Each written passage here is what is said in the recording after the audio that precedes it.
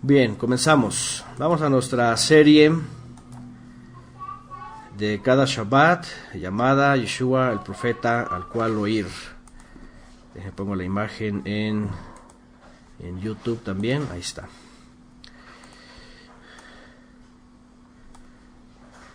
Bueno, vamos a la clase el día de hoy. Están preguntando cómo se llama, cuál es el nombre de esta clase. No tienen el nombre todavía. Al final que terminamos, yo tomo la parte esencial de lo que estudiamos y por eso las nombro. Y no siempre les pongo nombre anticipado, pregunta por ahí Lulu. Entonces al final, ya cuando se suba ahí vamos a elegir las porciones más elementales para ello. Y por ahora vamos a continuar con esta serie y me va a ser Yohanan, la buena nueva de Juan, lo cual vamos a comenzar hoy, ¿okay?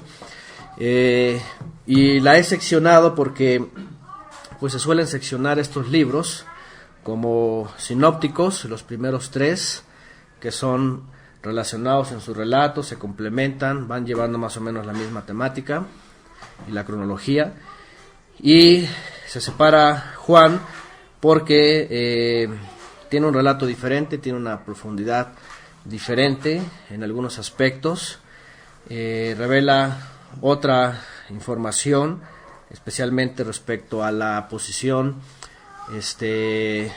más clara del origen del Mesías. Este libro, por supuesto, es donde Yeshua declara todavía aún más y con más énfasis el propósito de ser enviado por el Eterno, qué está haciendo en la tierra, qué es lo que quiere el Padre en los cielos de nosotros a través de Él, cuál es la instrucción que Él quiere, y revela muchas cosas sobre cómo es, cuáles son las características del Eterno en los cielos, es decir, cómo Él quiere que nosotros vivamos. Eso es lo que hace aquí Yeshua con sus palabras. Y bueno, sus palabras en realidad en los primeros capítulos son muy pocas. No vamos a entrar en todo el relato. Para los que quieran escuchar pues el famoso texto y el más grande controversia, luego Juan, sobre el Juan 1:1, ¿verdad? El famoso Bereshit, en el principio era el verbo, o Bereshit Hayah Hadavar, Behadavar Hayah Elohim, que la Davar o la palabra, traduce el griego el logos, estaba o existía, existía con Elohim, y ahí estaba con Elohim. Ya lo hemos hablado en los 2 comentarios que tenemos de Juan. Para los que quieran profundizar sobre eso, por supuesto, escuchar la opinión, vayan a los comentarios que están hechos. Ahí hablamos extensamente sobre cómo en hebreo se lee esta expresión, que por supuesto el cristianismo o el catolicismo de entrada, pues ahí lo usó para tratar de decir que son uno y todas esas cosas, ¿no? Bueno, independientemente de eso, ahí está el comentario. Pero esta serie trata de más bien las palabras de Yeshua, las cuales se registran claramente, haciendo una diferencia pues entre el relato, ¿no? Y bueno, ¿cuáles son las primeras palabras de Yeshua en Juan, en Yohanan? Bueno, están en el verso 38. ¿Ok? Como les digo, no vamos a leer todo el relato, solamente vamos a ir al contexto en donde se hablan las palabras que están registradas de él. ¿Ok? Yohanan comienza haciendo un relato sobre el misterio de la preexistencia del Mesías. Una de las cosas que definitivamente luego Yohanan establece es lo que la gran mayoría de los israelitas esperaban en el primer siglo del Mesías, que fuese un heredero legítimo y un hijo biológico de David. Vamos a ver más adelante, por supuesto, ya hemos hablado de esto, en donde Yeshua mismo le dice a los fariseos respecto al Salmo de David, en donde David ya menciona al Mesías y le dice amo, le dice dueño, ¿no? y les pregunta a ellos cómo David, inspirado por el Ruach HaKodesh, ya habla del Mesías 1000 años antes de ese momento, ¿no? Y entonces se empieza a develar, por supuesto, el misterio de que, como lo hemos citado también recientemente, en el Talmud de Jerusalén, se citaba este misterio, que el Mesías realmente es de origen celestial, que estaba escondido en los cielos, el Padre lo había retenido, lo había escondido. De hecho, en la tradición judía también, en el Midrash, dice que hay 7 cosas que Elohim creó al principio, ¿verdad? Y una de ellas es el Mesías, dice. Ajá. Es decir, el Mesías ya existía antes. El judaísmo no era nuevo para ellos, simplemente era la forma rabínica. Después ellos interpretaron y quisieron forzar y decir, no, es que tiene que ser biológicamente hijo de David. Pero este texto es el que, y este libro es el que más acentúa la preexistencia de Mashiach. Y justamente en el 1, por eso Juan comienza diciendo que él, la palabra, es decir, el Eterno necesita hablar para decir cosas o para hacer cosas. No, él simplemente con su poder las hace existir. Sin embargo, vemos que en la Escritura el propósito de crear al Mesías era para que por medio de él hablara. Entonces por eso se le identificaba como la Dabar, ¿verdad? Cuando en Génesis vemos que dice Vayomer Elohim, y dijo Elohim. ¿Quién hablaba ahí? Él a través del Mesías, y creaba. Por eso Pablo a los Colosenses y en la carta a los Hebreos dice que por medio de él hizo todas las cosas, ¿verdad? A través de él. Y luego se las dio por el estrado de sus pies. Y puso a sus enemigos por el estrado de sus pies. Y bueno, todo este asunto, ¿no? Y cuando va Juan a citar las palabras de Yeshua, pues bueno, el principio es muy resumido, ¿no? En los primeros capítulos se la pasa hablando de este misterio, la luz vino al mundo, nadie ha visto al Padre, Juan aquí lo menciona, Mashiach lo ha venido a dar a conocer, todo este asunto, ¿no? Después Yohanan comienza con el misterio sobre la revelación que tuvo Abraham cuando iba a sacrificar a Isaac, y se le aparece el mensajero de Elohim también y le dice sobre el cordero y su hijo. Todo eso dice que Abraham vio el día de Mashiach. Entonces Yohanan también nos muestra aquí cómo se le reveló a él que Yeshua iba a venir a hacer ese papel, ¿no? Cuando dice Zeha Elohim, Hiné Zeha Elohim, he aquí el cordero de Elohim. Eso también Yohanan lo menciona aquí. Después Yohanan empieza a hablar de los primeros discípulos, los cuales fueron 4 que comenzaron a seguirle. Pero justamente ahí es cuando va a hablar por primera vez. Yohanan registra las primeras palabras de Mashiach. Y esos son en el verso 38. Vamos a leer desde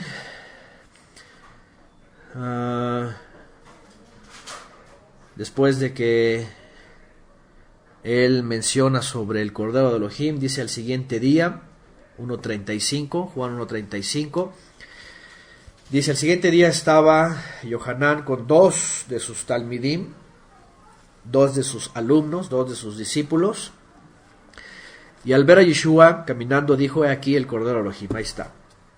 Y sus 2 discípulos escucharon cuando hablaba y fueron en pos de Yeshua. Fueron y siguieron a Yeshua. Volviéndose Yeshua y viendo que venían en pos de él, les preguntó: ¿qué buscan? ¿Qué buscan? No sé cómo vienen sus versiones. ¿Cómo viene ahí? Igual. ¿Qué buscáis? ¿Qué es lo que buscan? ¿Se acuerdan que una vez algunos discípulos le quisieron seguir? ¿Y qué les dijo él? Las rasoras tienen sus guaridas, ¿verdad? Pero el Hijo del Hombre, dice, no tiene lugar en donde recostar su cabeza, ¿no? Cuando Yeshua pregunta esto, no lo hace obviamente de forma de buscar pleito, así como, ¿qué andas buscando? ¿No? ¿Qué quieres? Así como, sino más bien es una forma también de poder enseñarnos que cuando nos acercamos al Mesías, cuáles son nuestras intenciones, ¿no? Lamentablemente hemos hablado que hay muchas corrientes religiosas que han presentado el Mesías de diferentes formas y han transferido pues ahora sí que necesidades a las personas para que acerquen al Mesías, ahora sí que según sus necesidades, ¿verdad? Según lo que ellos en ese momento tienen necesidad, ¿cómo podríamos decir? Y que no necesariamente lo hacen espiritualmente, ¿no? Es decir, por ejemplo, hay movimientos en donde presentan al Mesías como un benefactor, nada más, ¿verdad? Como un benefactor de aquellos que están pasando por una crisis económica, ¿verdad? Y entonces, ya saben esos lugares, ¿no? En donde les dicen, para de sufrir, ¿verdad? Deja de sufrir, ya no pienses más sufrimiento, ahora ven a gozar, ven a la prosperidad, ven a lo bonito, ven a dejar ya, se acabaron todos tus problemas, como dicen aquí, la solución de tus problemas es Jesús, dicen ellos, ¿no? Y vemos en la escritura todo lo contrario, ¿no? Dice, sígueme y vas a ver cómo te va a ir. Eso dice Yeshua, básicamente, ¿no? En una expresión coloquial dice, sígueme y vas a ver cómo te va a ir. Entonces esta expresión nos enseña en las palabras de Yeshua que para acercarnos al Mesías no es con una mentalidad egoísta, podríamos decir, personal, nada más por mis intereses, sino que vemos que cuando Yeshua se dirige de esta forma, lo que está haciendo es tratando de conocer, porque al final después dice que él conocía, dice en un momento dice que él conoció a los hombres, ¿se acuerdan? Cuando murmuraban y los fariseos y todo este asunto, dice que él llegó a conocer a los hombres, es decir, la forma, la mentalidad, y es que la humanidad caía, así somos, hipócritas, la verdad es que somos de doble naturaleza, de doble cara, y hasta que nos sinceramos y decimos, bueno, tenemos que presentarnos delante de como somos, con transparencia, entonces entendemos nuestros intereses verdaderos. Y entonces el Mesías también nos hace ver que Él tiene el discernimiento de conocer lo que hay más adentro de nuestro corazón. De tal manera que cuando nos acercamos con esta expresión, ¿qué es lo que buscáis? ¿Verdad? ¿Qué es lo que buscáis? ¿Qué es lo que buscas? ¿Qué es lo que estás buscando? Podemos entender que rápidamente a sus discípulos lo primero que hacía es que ellos mismos también se dieran cuenta de cuáles eran sus intenciones para acercarse. ¿Ok? ¿Qué es lo que hace hoy un líder regularmente carismático? Cuando acercan a la gente y les traen gente, ¿qué es lo que hace? No, bienvenidos, vengan y miren, ¿no? No les dice, a ver, ¿qué es lo que buscan? ¿Qué es lo que necesitan? A ver, ¿por qué se acercan? No, ¿por qué? Porque si vienen esas preguntas, ya esta pregunta ya básicamente es una forma no amigable, sino decir, no es amigable, sino es una forma de decir, a ver, voy a mostrarme de adentro cuál es mi interés de acercarme. Entonces, así es como dicen aquí, ¿no? Pasen, vean, eso es endulzar el oído. Luego, una palmadita, mira, bienvenido, ven, pásale, mira, está bien aquí, vamos a... Te va a ir muy bien, y la prosperidad y todo eso. Pero, ahí es donde Yeshua, en esta sola expresión, ¿qué es lo que buscáis?, nos enseña que cuando hablaba a sus discípulos y a todos los que llamaba, conocía, podía él discernir qué había en sus corazones, ¿no? Y bueno, dice, aquí no viene lo que viene en otros evangelios donde dice, vengan y vean, el Hijo del Hombre no tiene hogar, no tiene lugar, pero obviamente cuando le empiezan a seguir, se empiezan a dar cuenta, ¿verdad?, de que seguirle obviamente no obedece a intereses propios, sino a los intereses del Padre, porque ni siquiera a los intereses del Mesías servían. Otra vez, ¿qué quieren los líderes de hoy día? cuando la gente se acerca y Él les dice bienvenidos, que se agreguen a los proyectos de Él. Ajá. No a los proyectos del Eterno, sino a los proyectos de ellos, sus estructuras y todo lo que ellos hacen, ¿no? Y toda su agenda. Bienvenida, Anita, ya le di la bienvenida. Buenos días, viene Anita Escobar, ahí está. Ana Escobar ya está por acá. Entonces, eso es lo que hace, ¿no? Y ¿qué es lo que hace el Mesías? Ok, ¿quieres venir? Órale, ¿verdad? Fíjate cómo está el asunto, ¿verdad? Es lo que dice el Mashiach. Fíjate cómo está el asunto, ¿verdad? No es nada más, ya llegué y gracias, sino, ok, ya llegaste y empieza a caminar. Y vamos a caminar, y no se trata de caminar cómodamente, sino más bien se trata de seguir las pisadas del Mesías, como le dijo Yeshua a él después. El que quiera seguirme, dice, niéguese a sí mismo, ¿verdad? Es decir, el que quiera seguirme no está pensando en sus intereses, sino que más bien se va a negar a su vida y entonces va a seguir el propósito del Padre. Y eso es lo que iba a ir, el propósito del Padre. Entonces aquí nada más Yeshua dice...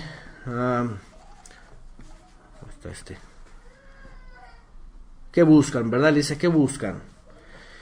Y ellos le dijeron, maestro o rabí, ¿dónde vives? Y respondió, vengan y verán. ¿Okay? Y ahí ellos fueron, vieron dónde vivía y permanecieron con él aquel día, porque eran como las 4 de la tarde. Y uno de los que escucharon a Juan y fueron en pos de Yeshua era Andrea, hermano de Shimeón. Dice, vio primeramente a su hermano Shimeón o Shimón y le dijo, hemos hallado al Mashiach, y trayéndolo a Yeshua, Yeshua lo miró y dijo, tú eres Shimón, hijo de Jonam, tu nombre será Cefas o Kefas, ¿no? Y aquí vienen otras expresiones de Mashiach. Aquí es el momento en donde, ahora Juan rápidamente en su escrito, en su testimonio, empieza a tomar algunas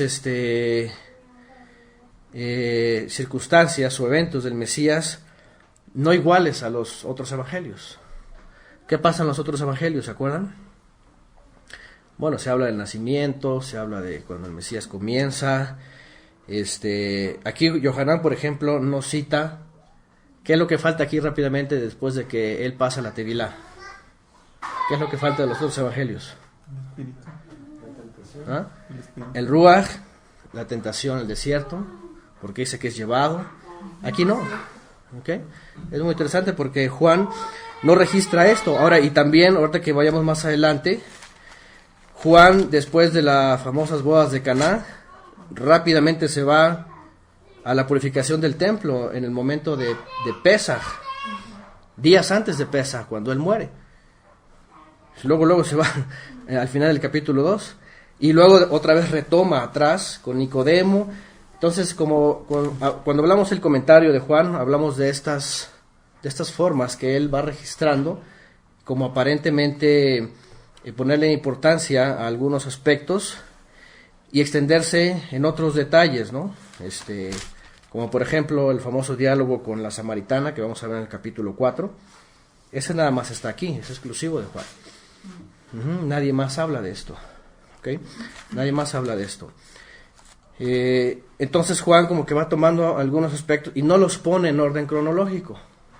No los pone en orden cronológico porque el capítulo 2, al final del capítulo 2, cuando purifica el templo, está haciendo un relato de lo que hizo Yeshua ya al final de su ministerio. Cuando llega a Jerusalén y ya saben que, ¿cómo se llama? Saca a los mercaderes y todo este asunto, ¿no? Entonces, no lleva un orden cronológico, pero va tomando algunos detalles que él va a enunciar como importantes. Ajá. Bueno, dice, después de que vemos esa expresión, ¿qué buscáis? O ¿qué buscan? Ya entendemos que él nos hace hacer echar una mirada a nuestro interior, ¿verdad? Y probarnos si vamos a seguir al Mesías y todas las condiciones que le rodean en el seguirlo, y no nada más porque me interesa algo, sino porque quiero hacer la voluntad del Padre. Después vemos cuando vuelve a mencionar y está tomando a sus discípulos, viene Shimón, ¿verdad? Y le dice, tú eres Shimón, hijo de Jonam, tu nombre será Kefas. Ajá. Pedro, viene la traducción, ¿no?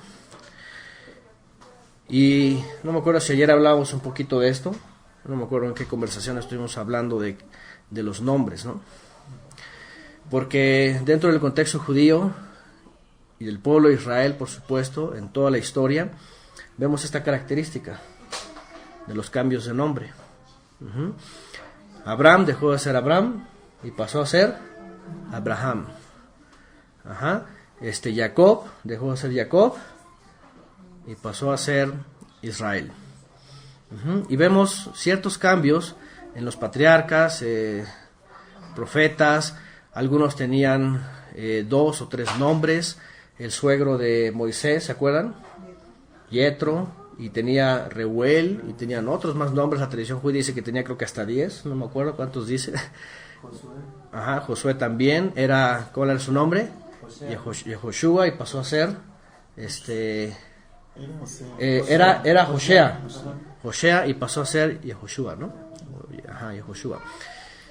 Entonces vemos algo, y aquí es donde nacen algunos grupos también, que recibido un creyente, luego le cambian el nombre, ¿no? Y ya empiezan ahí que el nombre, y así como que si fuese algo, una regla general. Ahora, por otro lado, no vemos cambiadera de nombres por todos lados. No vemos cambiar, sino solamente como que hay específicamente ciertos personajes a los cuales se les cambia el nombre, ¿no? En este caso, Yeshua no renombró a todos, pero sí renombró a algunos, ¿no? Incluso a algunos les llamó hijos del trueno, ¿no? ¿Se acuerdan? Con una expresión, y es como un apodo casi, ¿no? O sea, yo no sé, la mayoría estamos en contra de los apodos, ¿no? Pero entre ellos era algo coloquial, ¿no? Y era una expresión a raíz de su carácter, ¿no? Dice que era a raíz de su carácter. Pero bueno, a él, Shimón, le llama Kefas, ¿ok? Que significa ¿qué? Piedra, ¿verdad? Piedra.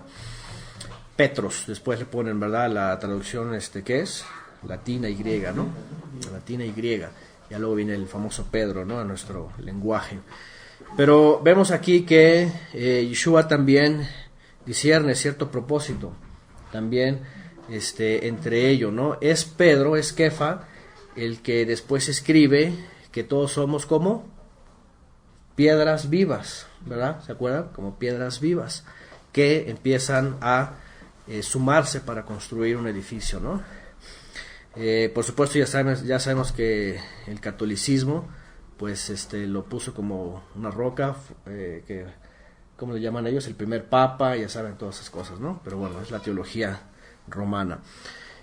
Y vemos aquí como Yeshua le hace una transferencia de nombre, ajá, y le da un propósito, y ya después, bueno, ya hemos estudiado también las cartas de Kefa, de Pedro. Bueno, después de eso, ¿qué ocurre? Dice que esos discípulos que empieza a llamar, ¿verdad? Se le empiezan a unir, lo empiezan a seguir. Y el siguiente, ¿quién es? Aunque dice en el 44, Felipe vivía de Betsaida, en la ciudad de Andrea y de Shimón. Dice, y hallando a Felipe, a Natanael le dijo, hemos encontrado aquel de quien escribió Moshe en la Torá y también los profetas. Ahora, aquí quiero, aunque no son palabras de Yeshua, quiero recordar, dicho sea de paso, ¿verdad? Haciendo un paréntesis, que los discípulos, aquí Yohanan registra que ellos, los que primero empezaban a conocerle y empezaban a verle, empezaban a deducir y a inferir por todo lo que estaba ocurriendo alrededor de él y lo que comenzaba a hacer, que él era aquel el cual esperaban. Ajá.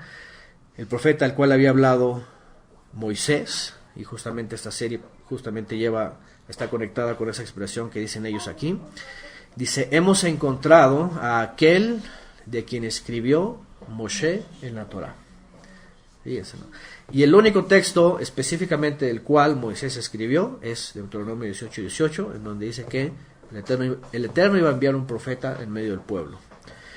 Pero también agrega que quienes hablaban de él, dice, los profetas. Y también los profetas hablaron de él que vendría. ¿Qué les parece? Es Yeshua, es hijo de Yosef de Nazaret. Se le conocía así. Acuérdense que en el contexto hebreo siempre era, por ejemplo, Isaac ben Abraham, ¿no? Siempre se hace una alusión a el hijo de qué casa era. Dice en el 46, Natanael le dijo, ¿puede algo salir bueno de Nazaret? Ya sabemos que según la historia del primer siglo, pues Jerusalén era la crema innata, ¿no? de todo Israel, y los profetas y ahí los patriarcas y los grandes sabios y todo. Y cuando pensaban en el Galil, en Galilea, en el norte, Nazaret, todos esos lugares alrededor, Capernaum, decían, ¿puede salir algo bueno de ahí? Ya alguien más también había dicho eso, ¿no? ¿Podrá salir algo bueno de ahí? Y Natanael piensa lo mismo, fíjense, qué pensamiento, ¿no? De comparación, ¿ok? De pensar, bueno, ¿qué significa eso, no? Además, porque, ¿qué decía la profecía? ¿De dónde tendría que venir el Mesías? De Betlehem, ¿verdad? De Casa de Pan, de Belén. Y entonces a lo mejor rápidamente, bueno, a lo mejor todos ellos pensaban, bueno, es que tiene que venir de Belén. De Nazaret, que tiene que venir. Ajá. Prejuzgando, obviamente, ¿no? Regularmente eso hacemos, ¿no? Bueno, puede ser algo bueno en Nazaret, y Felipe le respondió, ven y vas a ver. Ahora sí que averígualo por tú mismo, ¿no? Con tus propios ojos. Entonces Yeshua vino a Natanael, dice, viniendo hacia él, vio a Natanael viniendo hacia él, ahí venía a corroborarlo, y dijo respecto a él, he aquí un verdadero hijo de Israel, otras versiones dice un verdadero israelita, en quien no hay engaño. Ahora, Natanael, con estos pocos detalles que vemos ahí, nos muestra la escritura que era un hombre que se caracterizaba por su fe, y lo que dice aquí Yeshua, cuando le dice Natanael a Yeshua, ¿de dónde me conoces? Cuando dice que lo ve venir, y dice, aquí un verdadero israelita, del cual no hay engaño. Natanael le pregunta, ¿de dónde me conoces? ¿Cómo es que me conoces?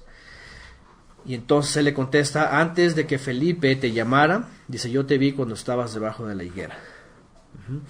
Esa expresión, dicen los comentaristas, que tiene que ver con una actitud y una práctica que hacían los israelitas, según la profecía, en donde decía, cada uno se sentará debajo de su vid y debajo de su higuera, haciendo alusión proféticamente a que en el momento del regreso del exilio, todos los que iban a regresar y sus descendientes iban a buscar con celo al Eterno para cumplir sus mandamientos.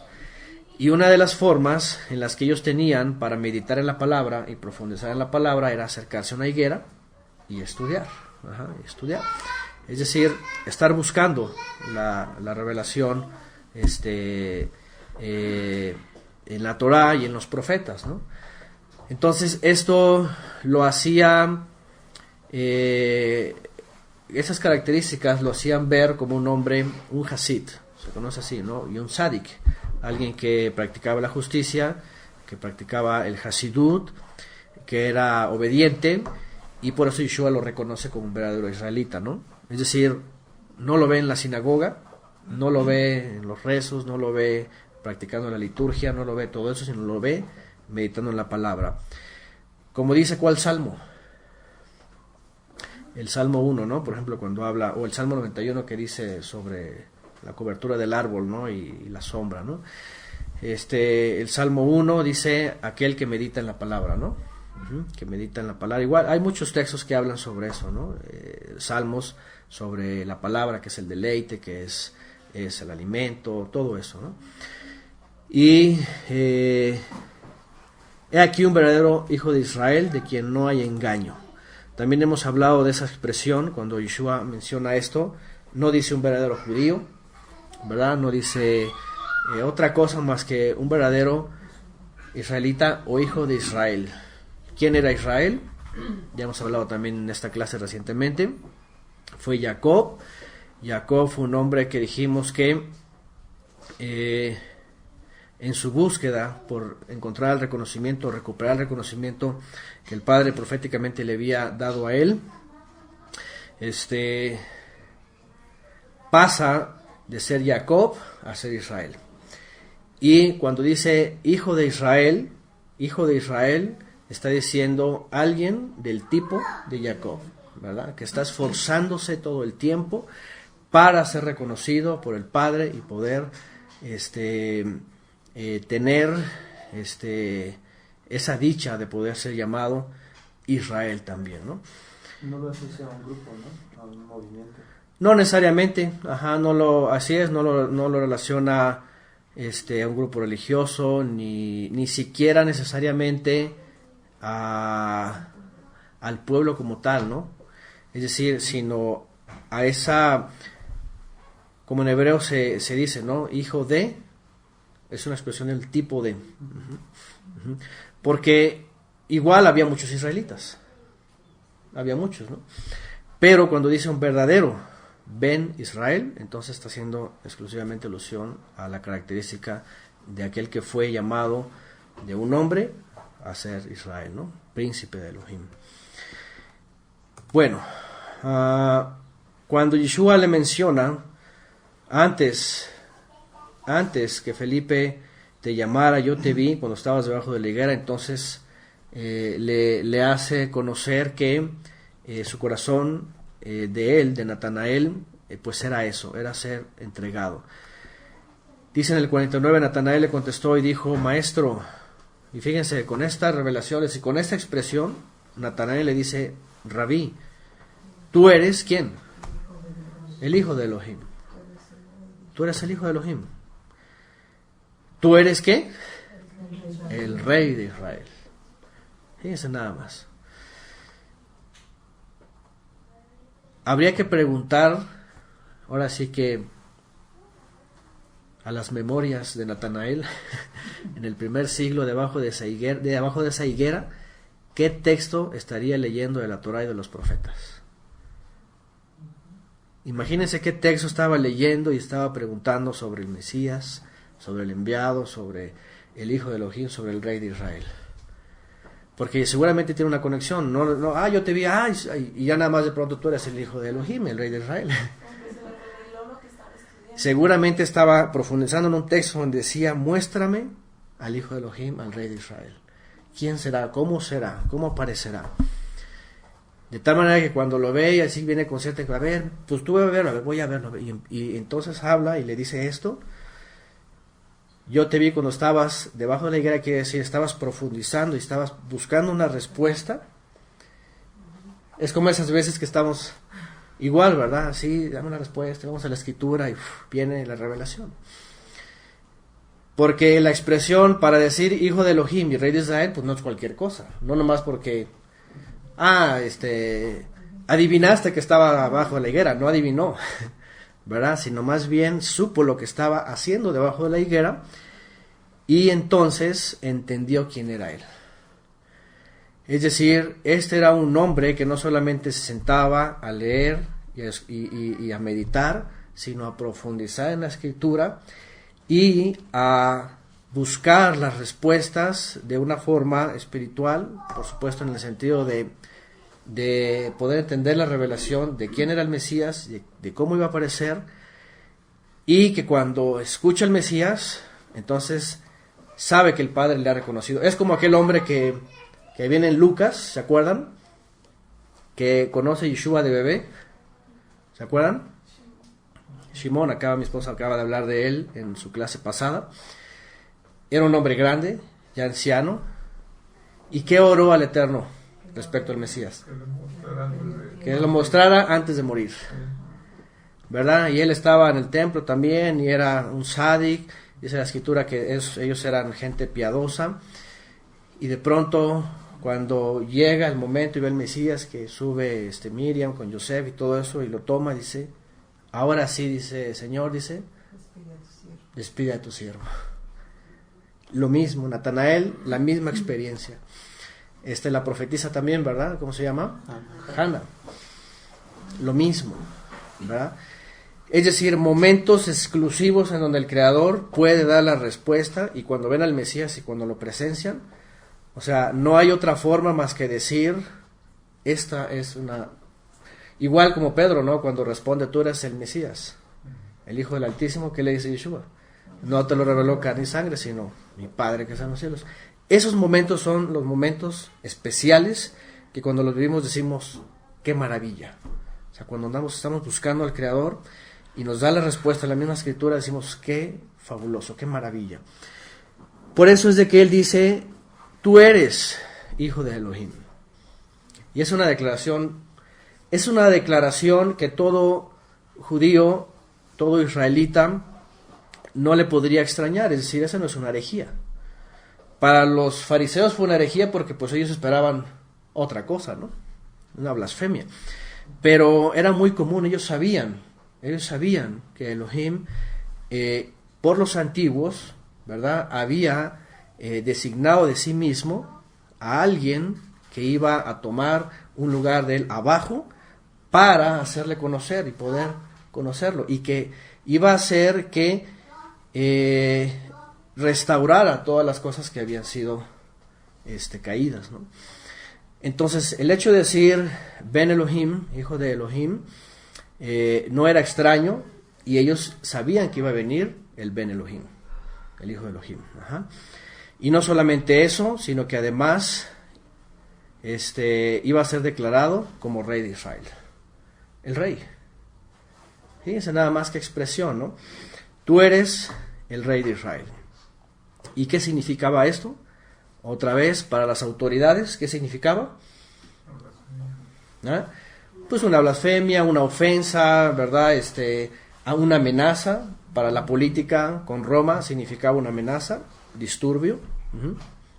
No, es que estoy pensando que con esta revelación de Natanael sería muy difícil tratar de asegurar que cuando Yeshua le dice que estaba debajo de la higuera, uh-huh, estuviera refiriendo al liderazgo, porque, o sea, el liderazgo judío fariseo del momento, ¿no? O sea, no veo la conexión por lo que he escuchado, pues, de esta afirmación. ¿La corrección exactamente de qué? De que algunos han dicho, cuando Yeshua le dice que estaba debajo de la higuera, ajá, que se refiere a que estaba bajo el sometimiento del fariseo. Ok. Pero no puede ser debido a esta revelación. Sí, no, exactamente, sí, sabemos que la higuera representaba eso, ¿no? El liderazgo, en el primer siglo, ajá. Y como que si esta alusión, sí, porque algunos creen que está la higuera, que ya estoy sometido al liderazgo, ¿no? A la higuera. Pero no, más bien esto era algo común. Cualquier israelita hacía esto, ¿no? Y obviamente, cuando se hablaba de liderazgo, por supuesto también sabían, como lo hemos hablado recientemente, que mientras no llegara Shiloh, había un liderazgo, pero una vez llegado Shiloh, el liderazgo iba a ser transferido, y todo Israel, o todo israelita, o verdadero israelita, tenía que someterse a ese liderazgo, ¿no? Entonces, no necesariamente sí, porque se podría pensar que Natanael pues estaba muy sometido al liderazgo, ¿no? Por la higuera. Sino, no, es algo que ellos acostumbraban a hacer de forma muy, muy cultural, ¿no? Muy cultural. ¿Qué más? Entonces, bueno, les iba a decir, la expresión rey de Israel, definitivamente para la política de Israel en aquella época, o judía, conectada con el gobierno romano y todas las expresiones políticas, pues ahora sí que era políticamente incorrecto para ellos, ¿no?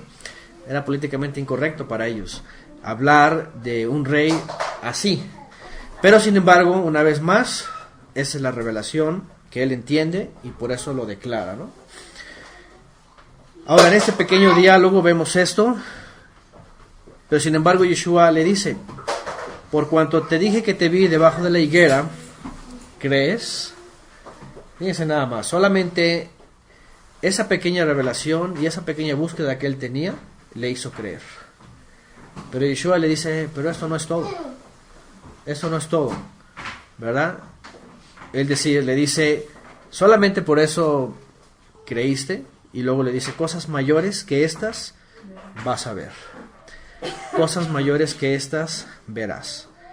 Y le dijo, de cierto les digo, que de ahora en adelante verán el cielo abierto. El cielo abierto. ¿Qué se refiere el cielo abierto? Y dice, y los malahim de Elohim ascendiendo y descendiendo hacia el Hijo del Hombre. No podemos pensar que se abre un portal, obviamente, ¿verdad? En el cielo. ¿Qué significará el cielo abierto? ¿Qué es el cielo? Shamaim, ¿qué es Shamaim? Lo sublime, ¿verdad? Donde está el Padre. ¿Qué será abrir el Shamaim del Padre? Dicen por aquí otra dimensión, otra realidad, el reino bajando, atrae la presencia. Esto no es otra expresión más que de ahora en adelante verán el poder de Elohim y su, como se traduce misericordia, su favor, el favor de él, ¿verdad? Que ha tenido, y además manifestándolo con poder. Dicen por acá, reinar a través de nosotros, que se abre el acceso al Padre, sí, exactamente. Tener acceso al Padre, morada de Elohim descansando, ¿ok? Cuando hemos citado esto nos acordamos, ¿se acuerdan de Jacob cuando tiene ese sueño, verdad? ¿Se acuerdan que él va huyendo, le dice a sus padres, vete, todo lo que estaba pasando, y él llega a Betel, que se llamaba Luz en realidad, y después él duerme y tiene una visión, un sueño, ¿verdad? Una visión en sueños, y ve esta escalera. Dice que ve el trono de Elohim y lo ve entronado. Es de los textos que hemos hablado antes, ¿no? Ahora, qué interesante, porque la escritura dice que nadie le ha visto y nadie le puede ver. Entonces ya hemos llegado a la conclusión de que es la imagen de Elohim, que es el Mesías, es la Dabar. Por eso Yeshua también en Juan, lo vamos a ver más adelante, que dice que él había sido entronado incluso antes de todas las cosas. ¿Se acuerdan? Cuando dice, Padre, dice, glorifícame una vez más, así como fui glorificado antes de todas las cosas. Es decir, ya el Mesías ya había sido entronado, ya lo había, por eso hablamos de que es la Dabar, que es la diestra del Padre, ¿no? Entonces, Jacob tiene esa visión y nos conecta con este texto. Es muy interesante porque ve una escalera y aquí Yeshua menciona una escalera, ¿verdad? Dice, no es que la mencione, sino hace una alusión, pues, ¿verdad? Dice, verás el cielo abierto, es decir, el favor del Eterno una vez más presentado a la humanidad, expresado en su reino, expresado con poder. Ascender y descender los malahim quiere decir, ¿qué quiere decir ascender y descender los malahim? ¿Y hacia dónde dice? Hacia el Hijo del Hombre, o sobre el Hijo del Hombre. Significa que ¿qué? Que el Padre, por supuesto, reconoce y favorece al Hijo. ¿Cuándo es que envía Elohim un malach y por qué? Siempre tiene motivos, ¿verdad? Por ejemplo, cuando va a hacer algo con Sodoma y Gomorra, envía, ¿verdad? E incluso le dicen a Abraham, incluso le dicen a Lot, ¿cierto? Es decir, el favor del Eterno se manifiesta cuando envía un mensajero, cuando envía ayuda. Y en esta forma también podemos ver que cuando habla del cielo abierto, Shamaim, lo sublime, abierto quiere decir la bondad del Padre una vez más se ha manifestado a Israel. Con poder y con favor, con bondad, con rahem, con misericordia se traduce, ¿no? Y sobre el Hijo del Hombre es en donde Él está poniendo, ¿qué? Su poder, su autoridad su presencia y su reino. Es decir, sobre nadie más, sino que sobre el Hijo del Hombre, es sobre el Mashiach. De esta manera es por eso que Mashiach se hace manifiesto en todo Israel, y pues todo Israel le cree. Las señales y los milagros. Y no solamente eso, sino la enseñanza, la palabra. Dice que cuando lo escuchaban se asombraban, ¿verdad? Y dice, nadie habla con tanta autoridad, ¿verdad? Con tanta autoridad, con tanta verdad. Ajá. Entonces, Natanael entiende que la revelación que había tenido, pues era aunque era algo que a él le había impactado, también entiende que venían cosas todavía más grandes. Ahora, para nosotros, por supuesto, cuando vemos todos estos relatos y todos los milagros, e incluso para muchos israelitas del primer siglo decían, nadie puede hacer señales. De hecho, cuando lleguemos ahorita a Nicodemo, si es que llegamos ahora, él se acerca a Yeshua, ¿verdad? Y le dice, sabemos que tú eres un maestro y eres enviado del Padre. Dice, porque nadie puede hacer las señales que tú haces. Nadie. Y bueno, ya que lleguemos ahí, los israelitas, los judíos, finalmente en el primer siglo, veían en él, por supuesto, el cielo abierto, el poder de Elohim y la bondad de Elohim abierto para Israel. ¿En qué momento? Ahora, porque Yeshua dice, vas a ver a los malajim ascender y descender, el cielo abierto sobre el Hijo del Hombre. ¿Para qué? ¿Qué es lo que podría esperar un fariseo, por ejemplo, del Mesías y con el cielo abierto sobre él? ¿Qué es lo que podía esperar? ¿Cuál era su visión de un fariseo? Era una visión política. ¿Ok? Ellos creían, por ejemplo, si escucharan esto, el cielo abierto sobre el Hijo del Hombre, ascender y descender malajim, que ellos iban a pensar, ¡pum!, se va a manifestar el rey y va a someter a los enemigos y va a traer vara de hierro y va a someter a las naciones, y entonces viene el reinado poderoso del Mesías. Eso podría pensar alguien políticamente en el primer siglo. Pero al final de cuentas, ¿cómo se manifestó ese cielo abierto y ese poder manifestado? Con Israel, ¿cómo se manifestó? ¿En qué milagros? En ayudar a los necesitados, en liberar a los atormentados, en liberar a los presos espiritualmente, en resucitar muertos, sanar, en perdonar, en restaurar, ¿verdad? ¿En qué más? En hacer que todo Israel, o todos los que estaban perdidos, encontraran perdón y regresaran al Padre. Fíjense nada más. El cielo abierto y malajim ascender y descender quiere decir la bondad del Padre y su poder manifestado no para satisfacer la política de los fariseos, sino más bien para restaurar a ese Israel que, como dijo Shaul, estaban muertos en delitos y pecados.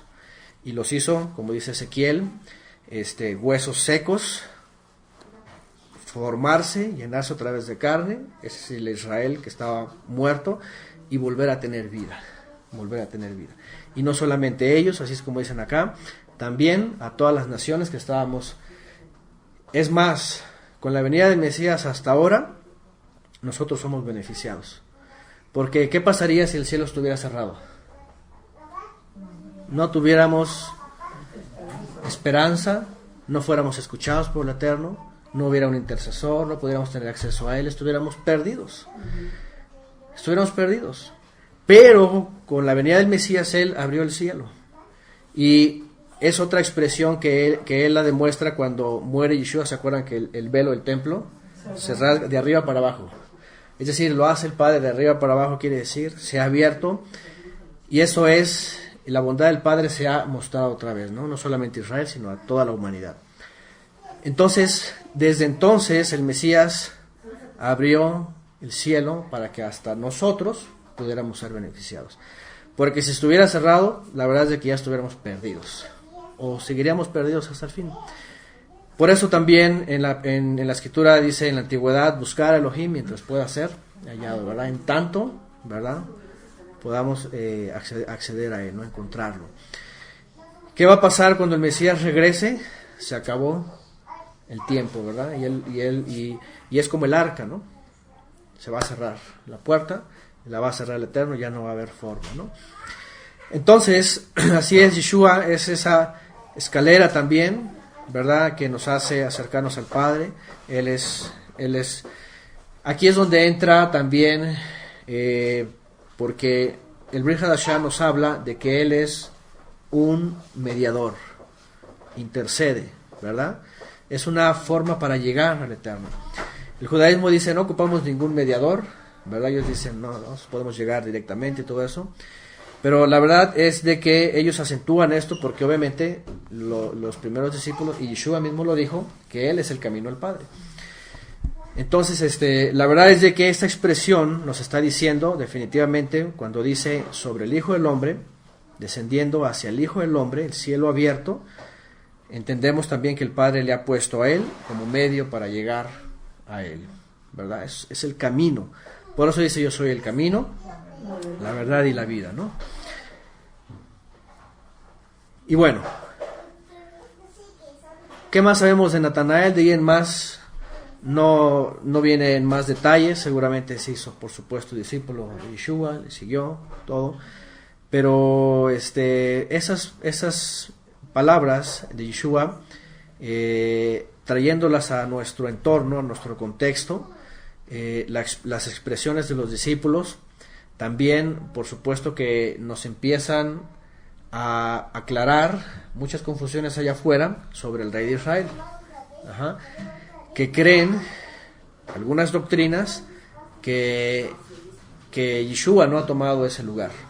¿Okay? Algunos lugares allá afuera dicen que Yeshua no es rey, ¿verdad? Que nada más vino como Beit Yosef, siervo sufriente y todo esto, y que necesita regresar para establecer el reino. Fíjense nada más, ¿verdad? Para establecer el reino. Cosa que, preguntan acá sobre el nombre de Natanael. Por cierto, el significado de su nombre vale mucho, ¿no? ¿Verdad? Que es regalo de Elohim, ¿verdad? Natanael es regalo de Elohim, ¿no? Que es Natán, tiene que ver con un regalo, un obsequio. Y hay doctrinas, que intentan, por supuesto basado en la tradición judía, remover las revelaciones que tuvieron los discípulos de Yeshua, los israelitas en el primer siglo, como la de Natanael, cuando dijo, tú eres el hijo de Elohim, el rey de Israel, quererlas remover y decir, Yeshua todavía no es rey y tiene que venir el futuro. Incluso hay algunos movimientos que intentan decir que Yeshua no es hijo de Elohim, sino que lo adoptó Elohim. ¿Han escuchado esas versiones? Que no es hijo de Elohim, que es hijo biológico de David o descendiente de David por medio de Yosef, y que lo adoptó el Eterno. Eso se llama el adopcionismo. En el segundo siglo se le conoce como los adopcionistas. Que después los ebionitas, o que los ebionitas sembraron eso en los adopcionistas, y después viene este asunto dentro de uno de los grupos teológicos, ¿verdad? Y hoy día un grupo mesiánico se ha levantado diciendo eso. Un rabino ahí, según muy importante, de muchos años, que fue pastor, y en su traducción del Nuevo Testamento hace alusión a que no es hijo de Elohim, sino que es hijo de un hombre, así literalmente, y que lo adoptó el Eterno y lo hizo hijo de él. Pero no, toda la escritura dice todo lo contrario. Y aquí la revelación, por supuesto, de Natanael, un verdadero israelita, en el cual, ¿qué dice? No hay engaño. ¿Cómo podríamos decir que no hay engaño y dijera una falsedad? Si Yeshua dijo que no hay engaño, la revelación que él dijo es hijo de Elohim y además rey de Israel. Bueno, ahí está, preguntan sobre esa traducción. Tiene sus cosas buenas, tiene sus cosas que, como toda versión, yo por eso les digo, no hay versión perfecta. Hay que comparar las versiones para enriquecerlas, pero sí hay que detectar cuando algunas versiones son muy católicas y cuando unas son muy judaicas, y hay que rescatar lo que es mejor. Bueno, ¿qué sigue después de esto? Capítulo 2. Yeshua se va rápidamente, o Juan se va rápidamente, cuando Yeshua llega y él sigue en Nazaret. Ahora, esto es después de que él hace la Tevilá. Dice también la escritura que sube al Galil y empieza a predicar desde el norte hacia el sur, ¿verdad? Después de esto dice que pasaron 3 días y se celebró una boda en Caná. ¿Ok? Se celebró una boda en Caná, ciudad de Galilea, y la madre de Yeshua dice que estaba allí. Dice también fueron invitados a la boda Yeshua y sus discípulos. ¿Ok? ¿Y qué pasó ahí? Faltó el vino. Faltó el vino y la madre de Yeshua le dijo, no tienen vino. Entonces viene Yeshua y le responde, ¿qué a mí? ¿Verdad? Dice, ¿qué a mí y a ti, mujer? Las versiones varían. No sé cómo vienen sus versiones, esta expresión. ¿Qué tienes conmigo, mujer? Dice otra versión. Vamos a ver las versiones. En esta, la Reina Valera dice, ¿qué tienes conmigo, mujer? Ajá. ¿Cómo dice ahí? También, ¿qué tienes conmigo, mujer? Casi la mayoría dice eso, ¿qué tienes conmigo, mujer? Se ha dado, por cierto, una doble interpretación a esta expresión. Aquí otra que dice, ¿qué tenemos que ver tú y yo con esto, mujer? Se ha dado una doble interpretación. Por un lado, algunos creen que esa es una expresión un poquito indiferente, así como que, ¿y a mí qué? ¿Verdad? ¿Y tú y yo qué? ¿Qué nos interesa? ¿Y por qué en este caso Miriam tiene que venir y a decirle a él que falta vino, ¿no? Bueno, hay una serie de interpretaciones y alusiones midrashicas que se han tratado de interpretar aquí, porque no solamente es una boda cualquiera, y no solamente Miriam supo que se les acabó el vino y ya. Ajá. Dicen algunos comentaristas, aquí hay otra versión que dice, ¿qué a mí y a ti, mujer? Además la expresión de Isha, ¿verdad? Mujer, no le dice Ima, le dice Isha. Ima es mi mamá o madre, ¿no? Isha es mujer. Entonces, se han preguntado qué es lo que significa todo esto y qué relación tiene con la boda. Las bodas en el primer siglo, y antes y después y hasta ahora, significaban un momento alegre, ¿no? Regularmente cuando vemos ese texto y esa expresión, lo primero que vemos es como si fuera una boda, un poquito, ¿cómo la ven ustedes? Desorganizada, como que están corriendo todos, como que hay preocupación, ¿verdad? Como que, a ver, se salió de las manos. Fueron muchos invitados, ¿ah? O llegó Yeshua con sus discípulos y ya no alcanzó. ¿Ok? Tengo aquí unos cantos. Imagínense. Bueno, yo creo que todos hemos estado en una boda. O el padrino falló. O el padrino falló. Fíjense que los evangelios, ¿cómo les llaman? Hay unos evangelios, ¿cómo les llaman? Coptos, y algunos comentarios de los acontecimientos del siglo I y el siglo posterior respecto a esto, que creen que Miriam, o al menos, incluso algunos se atreve a decir, que... ¿Ah? ¿Era su negocio, no? No, que eran familiares de Miriam. De hecho, un comentario dice que Shlomi o Salomé, que era pariente de Miriam, que seguramente incluso era su prima o su hermana, era la madre del novio, y que el novio posiblemente era el mismo Juan que estaba casando. Y entonces Miriam no estaba ahí nada más de arrimada, había sido invitada como parte de la organización, de la organizadora. Ajá. Entonces cuando se acerca Yeshua, No se acercan nomás porque, oye, se les acabó el vino, sino, ¿sabes qué? Somos parte de lo mismo. De hecho, eran familiares. Ahora, una boda ahí, cuando era una boda, de hecho, Caná de Galilea dice que estaba muy cerca de Nazaret. Desde Nazaret se podía ver el pobladito, ¿no? Y los familiares, pues, vivían todos ahí entre ellos, estaban cercanos, ¿no? Entonces, los comentarios del primer siglo respecto a esto dicen que, pues, estaba la fiesta, por supuesto, ¿ah? En grande, el baile, sí, la alegría. No sé, se me ocurrió poner algunos, voy a poner un canto aquí, por ejemplo. Imagínense un tipo de música parecida, digo, en el primer siglo era a lo mejor muy diferente, ¿verdad? Pero, por ejemplo, ¿lo escuchan?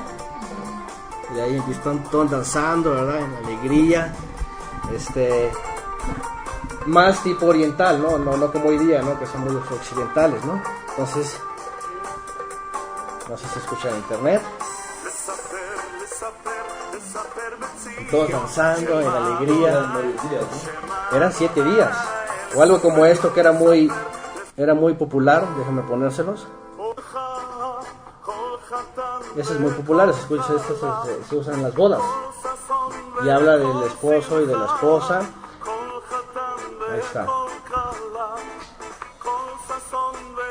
Voz de gozo, voz de alegría, voz de la desposada, voz del esposo.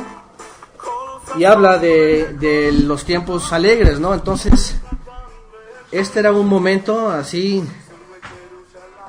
alegre. Todos estaban danzando, pero los organizadores estaban al tanto. ¿Qué es lo que falta? ¿Qué es lo que aquí? Porque ya están los novios alegres y están danzando y todos los invitados. Yeshua está ahí, están tomando vino. El vino siempre tiene que ver con la alegría de Israel. ¿Ok? El vino siempre tiene... Ahora, yo sé que cuando a lo mejor algunos cristianos, y como el otro día mencionaban, ¿verdad? Ven el vino, aquí se asustan, ¿no? Ay, una bola de pecadores, ¿verdad? Están ahí. Y Yeshua también cómplice, ahí se le ocurrió ahí a hacer un milagro, ¿verdad? Y vino ahí, ay, ¿qué es esto, no? Y del más bueno, ¿no? Así del más añejo, del que, oye, está para tumbarse con uno. Ajá. Entonces, ¿cómo se le ocurre hacer vino, no? Pues Yeshua no estaba así solemne, con la cara larga, así como que triste, no, era parte de la alegría, estaba ahí gozando, y vénganse discípulos, y vamos a danzar, y carguen al novio, y era parte de la alegría. Entonces, dice este comentarista que Miriam era parte de las organizadoras. Ajá. Y se entera que el maestro de ceremonias, ¿verdad? Sabe que se acaba el vino. Dice la tradición que una boda duraba 7 días. 7 días, imagínense. Y era el primero, y ya se había acabado el vino. Dicen que cuando se casaban, obviamente toda la semana, no se iban de luna de miel, esas cosas como hoy día en Occidente, ¿verdad? Se la pasaban todos los días en su casa, en su nueva casa, la casa que el novio había hecho. Uh-huh. Y se convertían en los reyes del pueblo. Y todos los días los iban a visitar los familiares y los vecinos, los invitados, y les llevaban regalos. Y les complacían todo lo que querían. O sea, eran como los reyes, ¿no? ¿Por qué? Porque en la boda siempre se buscaba alegrar a los novios. Y por 7 días era la fiesta de ellos. Y entonces les llevaban regalos, les llevaban todo esto. Y pues siempre había un festín, cada día. Entonces, Miriam era parte de esto mismo, la madre de Yeshua. Y entonces se acerca a Yeshua y le dice eso. La pregunta aquí es, ¿a qué se refiere Yeshua cuando dice que tú y que yo? Ajá. Hay una doble interpretación. Algunos creen que es un poco indiferente y otros dicen que la verdad es de que esta expresión, como muchas otras, por ejemplo, hay una expresión en hebreo y esta está en Job. Si ustedes van a Job, a la esposa de Job, ¿se acuerdan al final de su tragedia? ¿Qué le dice la esposa de Job a Job? Dice, maldice a Elohim y muérete. Si ustedes van al hebreo y lo ven en el hebreo, en realidad dice bendice. Pero ¿por qué lo traducen maldice? Porque hay una expresión con doble significado en hebreo, como para decir irónicamente, ¿no? Bendícelo ya, muérete. Es decir, maldícelo. Igual como en México, ¿no? En México, por ejemplo, expresiones como no sé, por ejemplo, oye, te habla fulano, ¿y a mí qué? Ah, déjame lo atiendo, ¿no? Es una expresión doble, ¿no? Así como que me quiero desentender, pero la verdad es de que como que lo estoy diciendo en broma, ¿no? Ah, sí, espérame, déjame lo atiendo, espérame, voy. No le estoy diciendo que no lo quiero atender, sino algunos creen que esa expresión tiene que ver, y además porque además agrega, vean lo que dice después, todavía hay un poquito más de interrogante porque después dice, mi hora aún no ha llegado. Yeshua dice en otras ocasiones que su hora todavía no llega. Esa expresión también se podía conjugar con la primera y pensar esto. Así como decir, ¿a mí qué? Voy, a ver qué hago. Porque mi hora todavía no llega, es decir, todavía no es el momento en donde estoy limitado para hacer esto. Y voy a ver la solución, de tal manera que la misma expresión crea en Miriam confianza, de tal manera que le dice a sus discípulos, ok, vayan y hagan lo que él dice. Es decir, como que las expresiones nos empiezan a pensar, a ver, ¿de qué está hablando? ¿De qué está tratando? ¿Está inconforme? Él no quiere saber nada de eso, o de qué se trata, ¿no? Bueno, es decir, al final de cuentas, no solamente las expresiones, sino la ocasión viene a dar luz de algo que estaba pasando proféticamente. ¿Qué quiere decir? Número 1, el vino se acabó y no era el mejor.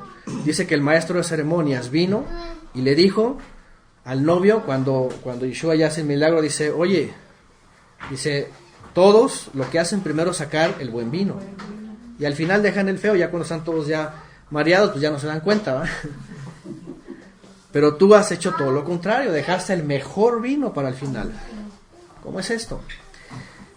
Bueno, de una forma midrashica entendemos que los 6 días, los 7 días de fiesta tenían que ser cubiertos, ¿verdad? Con la alegría de vino, pero iban a ser cubiertos con un mejor vino, ¿ok? Siempre está la alusión, el vino, la alegría, también tiene que ver con pacto. Es decir, el Eterno estaba reservando lo mejor de él, no en tiempos bíblicos anteriores a él, sino al final, con un mejor pacto, una mejor sangre a través del Mesías, y que se le estaba diciendo a Israel en el momento que había llegado la boda para él, que había llegado el mejor momento para Israel. Dice la Escritura que había 6 tinajas vacías, ¿ok? Que eran las de las purificaciones, y que se llenaban como entre 2 y 3 cántaros. Y un cántaro, no sé, podría tener hasta 20 litros. Vamos a suponer que son como, ¿qué? Póngale unos 50 litros por cántaro. Por 6, imagínense cuántos litros de vino, ¿no? El primer día ya estaba cubierto. Dice, en este primer día se fue el vino. Y faltan 6 días. Es decir, con estos 6 tenemos para toda la semana. 7 días que se iba a completar con lo que iba a ser el Mesías. Es decir, los 7 días están cubiertos, ¿verdad? Para la festividad no va a faltar. Pero no solo eso, sino que el Mesías iba a venir a completar finalmente la obra del Padre para toda la humanidad con el mejor vino. Con el mejor vino que el Eterno estaba reservando para Israel en el momento que iba a llegar la boda. Ustedes saben, y más adelante lo menciona Yohanan, en donde llegan discípulos y le empiezan a decir, oye, Yeshua está allá con sus discípulos y ya están haciendo la tevilá también y la gente les está siguiendo. Y llega un momento donde Yeshua dice, Yohanan dice que es necesario eso, ¿no? Que él menguara para que el Mesías creciera, porque al final de cuentas pues, él era el esposo. Dice el amigo se alegra del esposo y el esposo está allá y llegó el momento de la fiesta, ya ha venido a él a traer lo que faltaba. Entonces lo que vemos aquí es de que Yeshua participa en esto y no dice a mí qué, sino la expresión tiene que ver con ahora me encargo. Algunos creen que la expresión tiene que ver con ahora me encargo, y no solamente eso, sino que vamos a revelar lo que el Padre tenía guardado para esa generación, que era el mejor vino. en el cual él es partícipe, y aquí no tiene que ver con una borrachera así desenfrenada. En las bodas el vino era alegría, pero tampoco quería decir que estaban todos perdidos, ¿verdad? Como en Purim lo hacen algunos, sino que era parte de la alegría. O sea, no terminaban todos tirados, ¿no? Sino que era parte de la alegría y se gozaban. Y Yeshua estaba alegre también ahí, no estaba con la cara larga, ¿no? Como regularmente lo ponen en las películas, así lo ponen, ¿no? Así como que enojado, todo así con cara larga, así, siempre enojado, ¿no? Allá había esos momentos de alegría. Y dice, vamos a leer otra vez por acá, más detalles. Ahora, como dicen por acá, él después habla también de los odres viejos, odres nuevos, ¿se acuerdan del vino nuevo? Todo esto tiene que ver con lo mismo. Dice entonces, Yeshua le dijo: llenen las tinajas con agua. Ellos trajeron agua a sus discípulos, 6, es decir, el primer día estaba cubierto, los otros 6 para hacer 7. Las llenaron hasta arriba, y después dice, les dijo: saquen ahora y lleven al encargado de la fiesta.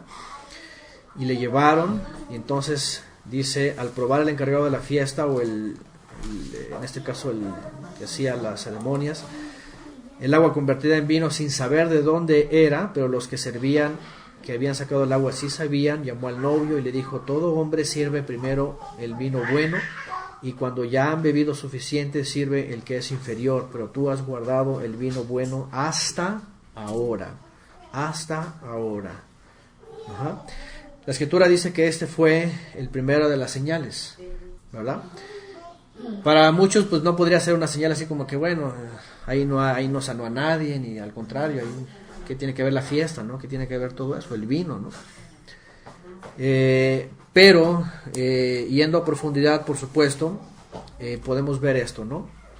Que el Mesías ahí mismo, y como él lo habla también, y ya lo hemos estudiado antes, como él lo habla en su enseñanza, él era como ese novio que venía, para hacer que la novia, Israel, ahora, en Juan también, perdón, en Lucas, vimos que cuando Juan comienza su ministerio, incluso cuando es preñada su madre, y viene el malaj, y viene la revelación de quién iba a ser él. ¿Se acuerdan la profecía que se le da? Va a ser un grande en Israel. Se agrega en la profecía que él iba a ser alguien que iba a preparar un pueblo, que dice, bien dispuesto. Eso está en el libro de Lucas. Nada más quiero citarlo rápidamente. Vamos al libro de Lucas rápidamente.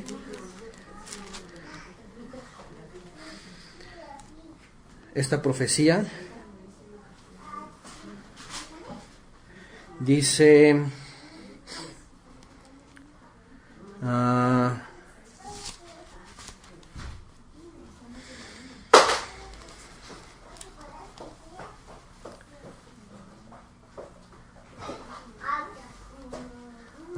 ¿dónde da esta parte?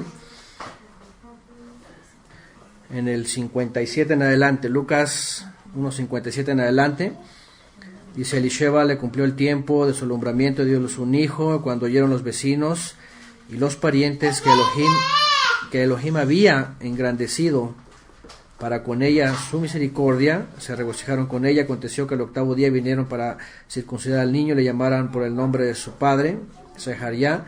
Respondiendo su madre dijo: lo llamarás Yohanán. Le dijo: ¿por qué? Dice: no hay nadie en tu parentela que se llame con ese nombre. Entonces preguntaron por señas a su padre cómo le quería llamar, y pidiendo una tablilla escribió diciendo: Yohanán es su nombre, y todos se maravillaban. Y dice, viene más adelante, ¿verdad? La profecía. Dice en el 67, y Sejaría su padre fue lleno del Ruach HaKodesh y profetizó diciendo: bendito el eterno Elohim de Israel, que ha visitado y redimido a su pueblo, y nos levantó un poderoso Salvador de la casa de David, su siervo, como habló por boca de sus santos profetas, que fueron desde el principio, salvación de nuestros enemigos y de la mano de todos los que nos aborrecieron, para hacer misericordia con nuestros padres y acordarse de su santo pacto, del juramento que hizo Abraham nuestro padre, y que nos había de conceder que librados de nuestros enemigos sin temor les sirviéramos en santidad y justicia delante de todos los días.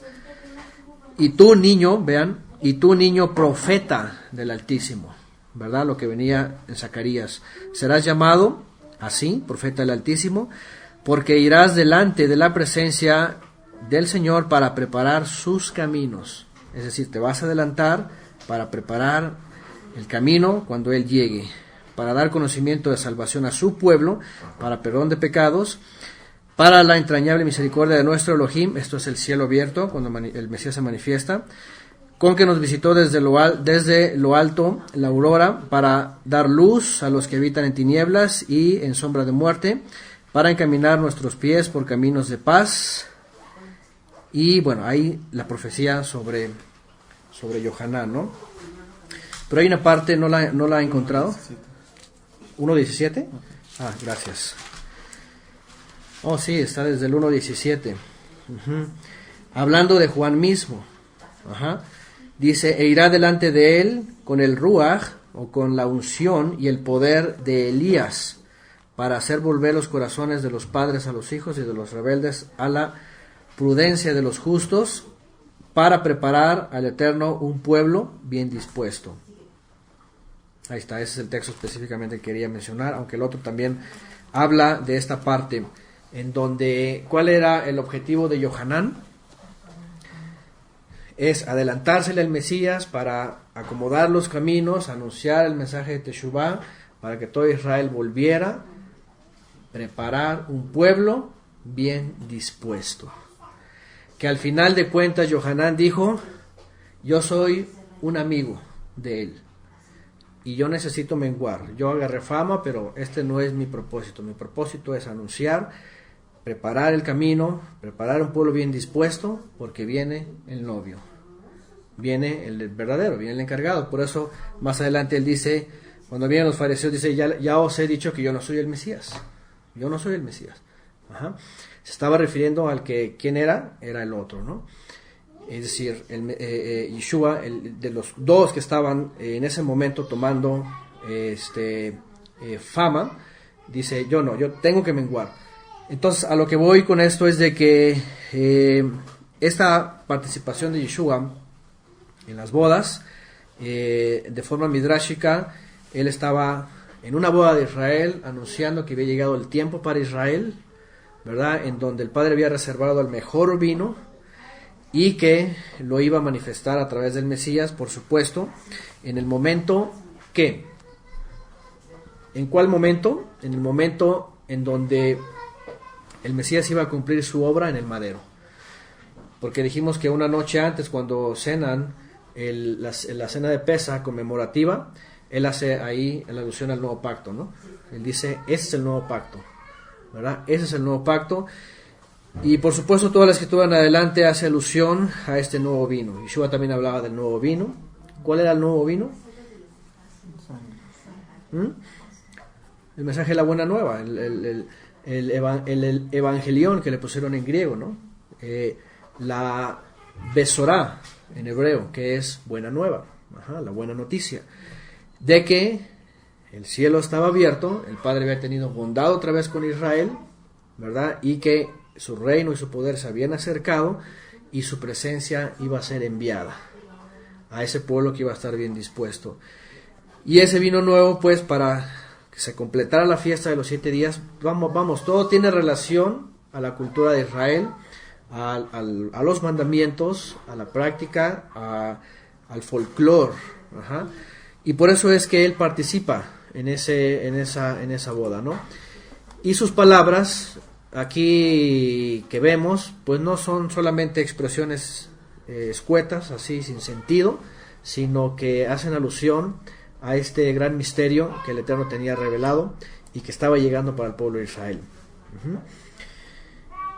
Bueno, vamos a las siguientes palabras.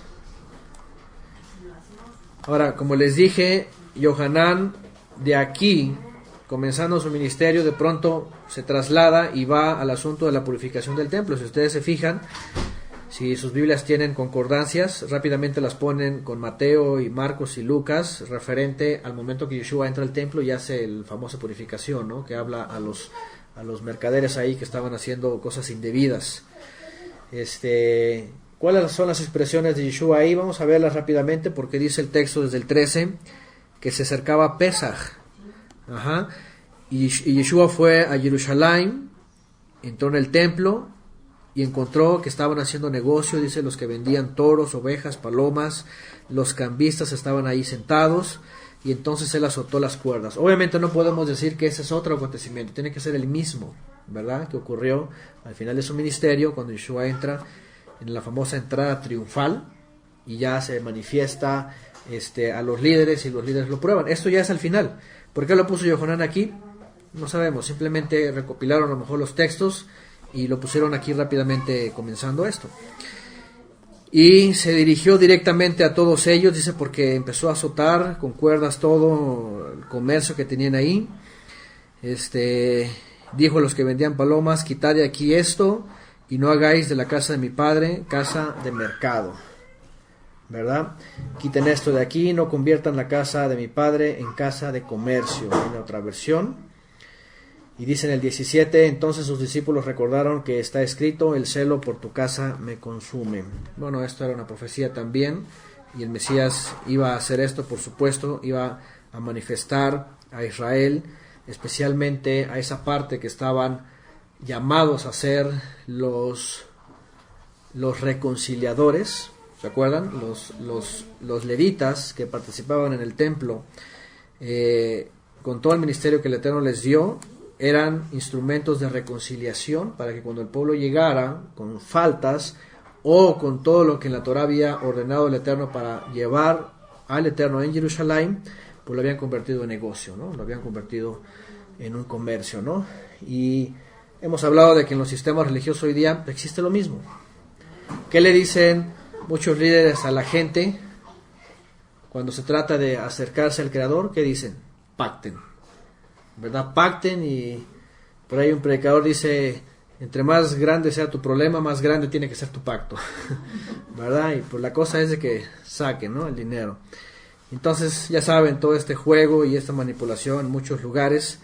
Si viniera Yeshua, o cuando venga, va a ser lo mismo, ¿no? Rápidamente va a demostrar todos esos sistemas mercantiles, básicamente, que se visten de Biblia, y que no es nuevo. Ya desde el primer siglo era algo que en Israel ya ocurría desde la época de los reyes.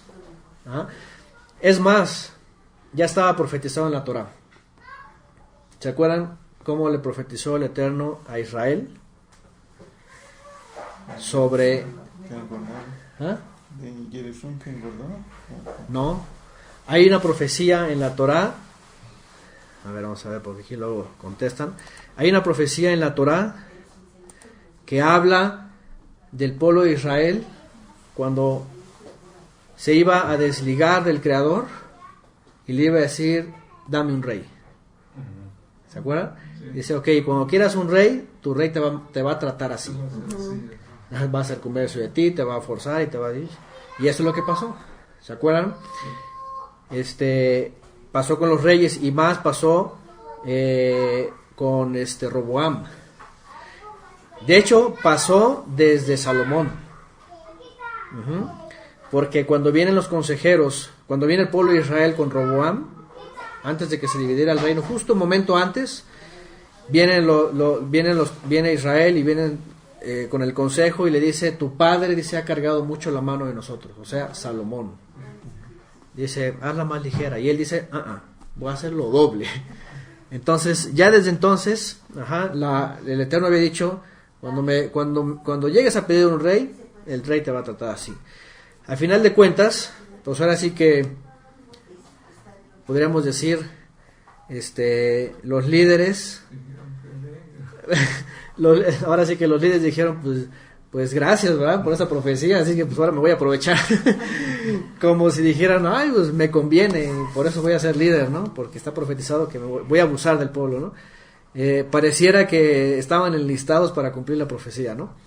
Pero obviamente ese no era el plan del Creador, ¿no? Finalmente fue una consecuencia de las decisiones de Israel, que al final de cuentas, como decimos aquí en México, a mucha gente le gusta la mala vida, ¿verdad? Le gusta la mala vida, le gusta estar sometido, le gusta estar regañado y dándole varita y todo eso. Pero, por supuesto, había llegado a dimensiones estratosféricas este asunto, ¿no? Tanto que en el templo ya era algo evidente, el comercio y todo lo relacionado a el comercio, que Yeshua, por supuesto, denunció, y que no era el propósito del Creador. Él citando la profecía, dijo que, dice que el motivo del templo, ¿cuál era? Que fuese una casa de oración para todas las naciones, ¿no? No solamente para Israel, para todas las naciones. Bueno, esas palabras de Yeshua, por supuesto, hasta el día de hoy suenan, y siempre hay que tenerlas presentes para no hacer de la fe, del conocimiento, un lugar de comercio, por supuesto. Dice que sus discípulos se acordaron sobre lo que viene escrito: el celo por tu casa me consume. Y luego se acercaron los fariseos, en este caso, a decirle: puesto que haces esto, ¿qué señal nos muestras? Aquí viene una de las expresiones de Yeshua, muy reveladoras respecto al servicio del templo y al templo, porque cuando él se acerca al templo, aquí se registra en las palabras de Yeshua esta expresión: se acercan los líderes y ven lo que está haciendo, ven que está denunciando la corrupción que hay adentro, y se acercan los encargados y le dicen: si haces todo esto, ya que haces todo esto, ¿qué señal nos muestras? Como para decir, corrobóranos que lo que estás haciendo, ¿verdad?, con una señal, sea lo verdadero, ¿no? Es decir, no solamente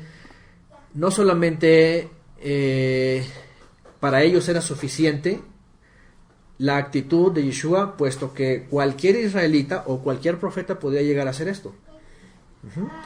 Es decir, cualquier israelita podía llegar de fuera y denunciar al gobierno corrupto y decir: saquen todo esto, muevan. Entonces llegan los fariseos, los líderes, y le dicen: ok, ya haces todo eso, ahora muéstranos una señal. ¿Ah? Y ya con la señal entonces entenderemos que eres un enviado de Elohim. Casi es lo que le están diciendo. Y Yeshua les va a decir la señal, pero esta señal se convierte para ellos en una piedra de tropiezo. Vean lo que dice Yeshua: entonces les dijo: destruyan este templo y al tercer día lo voy a levantar. Por supuesto que la escritura aquí nos da la respuesta y ya sabemos lo que significa esto, pero imagínense en aquella época escuchar los líderes todo esto. Pues ¿qué fue? Fue un atentado terrorista casi, ¿verdad? Destruyen este templo. Espérame, ¿cómo lo vamos a destruir? Esa es la casa de Elohim, es el lugar que él escogió para poner su nombre, para poner su presencia. Es un lugar sagrado, es un lugar donde todo Israel viene. Hasta el día de hoy los judíos creen que el muro que está ahí levantado, aunque no era parte del templo, sino era de los muros que estaban fuera, de los atrios, lo ven como sagrado, como un lugar en donde van y hacen oración, ahí se postran, ahí ponen sus papelitos y creen que sus oraciones van a ser contestadas nomás por ir ahí. Es decir, ya desde entonces el templo era un lugar más que ser un lugar, una moed. Fíjense, más que una moed, porque la Torah dice que ese lugar era para las citas. Moed tiene que ver con un tiempo señalado del Eterno para encontrarse con él. El templo ya no era un lugar para eso, el templo ya era un fetiche, ¿verdad? Ya era un objeto de culto, ya era pues un objeto de culto, así básicamente, ¿no? Bueno, destruyan este templo y al tercer día yo lo levantaré. Es la señal que Yeshua les da a estos hombres que dicen: ya que vienes haciendo todo esto con esta autoridad, ahora demuéstranos que todo esto viene de Elohim, haciéndonos una señal. y él dice, destruyen ese templo y al tercer día yo lo levantaré. Esto se convirtió, por supuesto, también, más adelante lo vemos y ya lo hemos estudiado en la escritura, que se convirtió en un testimonio en contra de él, ¿se acuerdan? Para enjuiciarlo a la muerte, ¿verdad? Porque llevaron, dice que a unos testigos y le dijeron, este hombre dijo que iba a destruir el templo. Tantos, 40 y tantos años para levantar, 40 y ¿cuántos? 6 para levantarlo, y este hombre dice que en 3 días, y que blasfemia, y ya lo empezaron a acusar, ¿no? Es decir, las palabras de Yeshua nos exigen ir a profundidad en lo que está diciendo él, y no solamente oírlos a la ligera. Una de las cosas de las cuales tenemos problemas cuando vamos a la escritura es nuestra lectura simple, ¿no?, del texto. Y a veces, pero eso no es suficiente, sino que hay que ir más a profundidad. Ahora, dice más adelante, los judíos dijeron, en 46, aquí dice, años fue construido este templo y tú en 3 días lo vas a levantar. Dice en el 21 y el 22, por supuesto, que él decía esto respecto al templo de su cuerpo. Obviamente, cuando él hubo resucitado de entre los muertos, sus discípulos se acordaron que él había dicho esto. Entonces, fíjense lo que dice aquí, entonces creyeron a las escrituras. ¿Cuáles escrituras? La Torá, los Salmos y los profetas. Cuando dice creyeron a las escrituras, cuando ya había pasado todo, el tiempo de la resurrección y se les reveló nuevamente, vino a sus discípulos todo el Tanaj y dijeron, la profecía ya se cumplió. Y el famoso templo que habla en la profecía tiene que ver con esto. Esa es una de las expresiones de Yeshua, palabras de Yeshua, que el Padre le puso, que vienen a destruir toda la esperanza judía hasta el día de hoy, y que muchos mesiánicos también, freimitas y mesiánicos y de todo tipo de este movimiento, con un sincretismo talmúdico, están esperando todavía en el futuro como un templo. Todos sabemos esto, ¿no? Todos sabemos que el judío espera un reino futuro, milenial, por supuesto, donde tiene que haber un templo restaurado, los Kohanim restaurados, el pueblo físico restaurado, para que entonces todos vivan allá. Y dice por ahí un rabino que anda por ahí todavía vivo, que todos los gentiles sean los criados de los judíos, ¿verdad? Que todos les sirvan, que todos cosechen sus tierras, etcétera. Pero cuando vemos esto y vemos la revelación y vemos toda la descripción de los Sheliachim y Apocalipsis, entendemos que Yeshua estaba diciendo, ¿qué estaba diciendo? ¿Qué es lo que estaba diciendo Yeshua? Aquí tenemos al chiquitín que está un poquito inquieto, dice, yo quiero hablar, yo quiero que me oigan. Ahí está, el pequeño David. Entonces, ¿qué es lo que estamos viendo aquí? Una revelación poderosa que viene en el Tanaj, ¿ok? Que después los discípulos de Yeshua entendieron, ¿verdad? Que el templo que esperaba Israel, el famoso templo, el verdadero templo que esperaba Israel, y eso lo entendieron todavía mucho más en el año 50, en el famoso concilio de Jerusalén, estaba relacionado a la profecía de Amós, en donde aquello que David había levantado, ¿verdad?, como una búsqueda del Creador, acercándolo a su palacio, esa tienda, ese Mishkan pequeño que él había levantado, donde había puesto el arca del pacto, y que por el pecado de sus hijos posteriormente se había desconectado esa comunión, que el Mesías lo había venido a restaurar, y que había levantado un templo que no necesariamente tenía que ver con piedras, ni en Jerusalén, sino con una comunión restaurada a raíz de la obra del Mesías con el Padre. Y que se podía encontrar no solamente en un lugar, sino en el lugar en donde estuvieran más de 2 congregados en su nombre. Fíjense nada más. Esto fue lo que después empezaron a entender los discípulos y empezaron a decir, o más bien empezaron de dejar de decir que se esperaba algo en el futuro, sino que dijeron ya vino. Ajá. La expresión que menciona aquí Yeshua sobre eso, destruyan este templo y al tercer día yo lo levantaré, estaba diciendo que no necesariamente le estaba ordenando que tumbaran el edificio, sino que estaba diciendo, ¿verdad? Que porque finalmente cuando hablamos de casa, Bet, en hebreo se menciona así, Bet Hamikdash, que es la casa de santidad o santa, consagrada, era para contener la presencia divina, ¿no? Cuando se manifestaba. Y esto no hacía referencia necesariamente a un edificio. ¿Ok? ¿Cuándo fue la primera vez en Israel que la presencia se manifestó y en dónde se manifestó? ¿Ah? En el monte Sinaí, y no había ninguna casa, pero se manifestó. ¿Y qué le mandó el Eterno a Moisés para Israel que hicieran para que él se manifestara? Un santuario, en donde específicamente les ordena que hicieran un arca de oro, de madera, con oro, ¿verdad? Para que la presencia divina posara ahí dentro del Mishkan. Es decir, Jacob, por ejemplo, ¿dónde encontró una casa de Elohim? En Betel, por eso le llamó Betel, ¿verdad? Casa de Elohim, porque ahí se le manifestó y dice, aquí mora Elohim. Y pensaba que en un lugar, ¿ok? Y así vemos en diferentes ocasiones, ¿no? Entonces, ¿qué quiere decir? Que el templo en sí, un edificio, no necesariamente, y en el caso de Jerusalén, era el lugar o la casa de Elohim, sino que era el lugar temporal mientras vendía el verdadero templo, ¿no? Ajá. Entonces, cuando Yeshua estaba hablando de eso, estaba diciendo que dejaran en desuso ese lugar, porque él iba a levantar un verdadero lugar en donde la presencia divina iba a morar. Comenzando, por supuesto, con su cuerpo, ¿no? Con su cuerpo.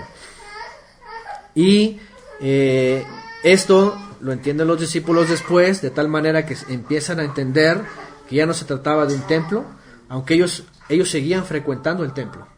En el libro de los Hechos vemos que subían al templo, iban a hacer las oraciones, iban a hacer los korbanot, todavía lo hacían. Incluso en el año 50, y había un debate también, después del año 50, si los gentiles podían ir o no podían ir. Porque había una transición, y mientras hubiera templo de pie, dentro del tiempo y espacio profético de Israel, se tenía que completar esa parte.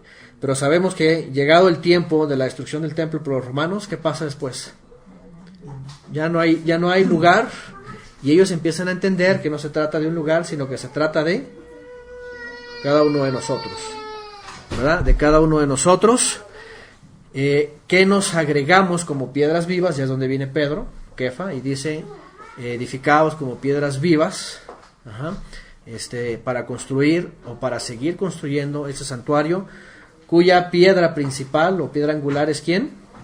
El Mashiach, por supuesto que es Yeshua, ¿no? La piedra fundamental en donde se levanta como un santuario para que todos nosotros seamos parte de este templo, de esta casa. Ahora, Shaul, por supuesto, también en sus cartas escribe sobre eso, ¿se acuerdan? Porque vosotros sois templos de Elohim viviente. ¿Qué comunión tiene, ya saben, el templo? Y todo esto empieza a hacer las diferencias, ¿verdad? Cuando habla de santificación, tenemos que ser Kedoshim. Y obviamente esa expresión para la política, ahora sí que israelí del primer siglo, no de Israel, sino de israelí, es decir, la política con Roma, pues era una amenaza hablar de destrucción del templo, porque era lo único que tenían, ¿no? Era lo único que tenían. Ahora, ¿la presencia divina estaba en ese edificio en el primer siglo? No estaba. La presencia divina se había ido desde la época anterior al exilio, es decir, 600 años antes la presencia divina ya se había ido. Ajá, y eso lo vio en una visión, ¿quién? ¿Qué profeta lo vio? Ezequiel. Y Ezequiel vio en una visión, dice que fue tomado espiritualmente y vio, ya saben, los querubín y cómo se levantaba y desapareció. Después vienen los babilonios, destruyen el templo, después viene Esdras y Nehemías, levantan el otro templo, pero jamás dice la escritura que la presencia divina volvió. No dice. Que lloraron los ancianos, que no vieron la... Lloraron los ancianos porque no vieron la majestad de lo que era el primero, ¿no? Los que todavía sobrevivieron después del exilio. Y además de que la presencia divina no estaba ahí. Los profetas se acabaron, se acabó la profecía, vino el consejo y lo único que esperaban era que se cumpliera la profecía, justamente de que el Creador iba a volver a venir y a visitar a su pueblo y a tomar de su pueblo gente, dice, y yo seré su Elohim y vosotros seréis mi pueblo, ¿verdad? Y ¿qué dice? Habitaré y moraré en medio de ellos. Eso es lo único que les mantenía de pie. Y eso fue lo que entendieron los Talmidim y los Sheliachim al final del ministerio de Mashiach, cuando dice aquí que ellos entendieron que se refería a su cuerpo. Ajá. Y ellos dijeron, ese es el momento. Y por eso entendieron que lo que Yeshua después dijo en la profecía, ¿se acuerdan? Que no quedará piedra sobre piedra. Pues finalmente era la sentencia del Eterno que iba a enviar para que todo lo que no había aprovechado Israel, pues fuera reducido a escombros y se manifestara lo verdadero y lo eterno, ¿no? Que es ese santuario que el Mesías comenzó a levantar desde el primer siglo. El asunto del templo hoy día es muy lamentable porque a veces recibo preguntas o comentarios de fulano y de sutano y que de pronto, pues, lamentablemente, aunque hablan mucho del Mesías, de Yeshua y todo esto, en parte lo niegan cuando dicen que todavía no hay templo, que hay necesidad de otro templo, que incluso envíen sus ofrendas al instituto del templo para tener todo lo suficiente, que porque ya viene y que no sé cuánto. Obviamente dentro de unos grupos dicen, pero primero viene el anticristo y todo eso y lo va a profanar, y ya saben, ¿no? Pero al final de cuentas su propósito es que haya un templo en el futuro para que la presencia divina descienda y se manifiesta con el Mesías. Pero niegan la escritura, por supuesto, cuando están hablando de esto, sin querer o queriendo, o yo no sé, ya es algo que lo hemos estudiado antes. Niegan la escritura cuando la presencia divina se manifiesta. ¿Cuándo fue que la presencia divina finalmente se manifestó en Israel? ¿Cuándo fue? Es pregunta de examen, En Shavuot, efectivamente. Fue en Shavuot cuando Yeshua dijo, no se vayan de Jerusalén, quédense y en vestidos de Ruach HaKodesh para que el Padre, dice, cumpla lo que ya prometió antes. Y ellos obedecen, se quedan, ¿y qué ocurre? Viene la presencia divina y no viene al templo de piedra. No viene al templo más de piedra, sino viene a los creyentes que estaban reunidos ahí, dice 120, y cae sobre ellos y vienen las manifestaciones, por supuesto, de los dones, ¿no? Espirituales, y viene a manifestarse finalmente lo que Yeshua había dicho, ¿no? Y entonces eso, con el paso del tiempo, por supuesto, viene a dar un entendimiento de que ya no se trataba de un lugar. Ni se trataba de tener un templo físico otra vez en el futuro y estar esperando, y peor, estar cooperando para algo en el futuro, ¿no? Que no es otra cosa que un gran engaño, ¿no? Entonces, el tiempo, ya están aquí. Un poquito más de tiempo, ya vamos a concluir.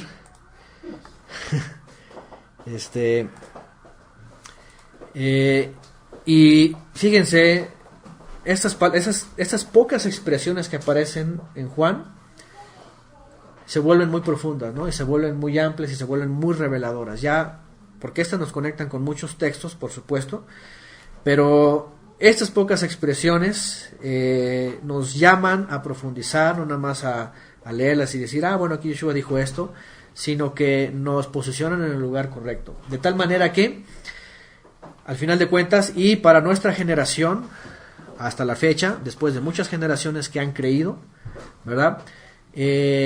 Tenemos que entender que cuando nos acercamos al Mesías, ¿cómo comenzamos? ¿Con qué expresión comenzamos esta clase de Yeshua?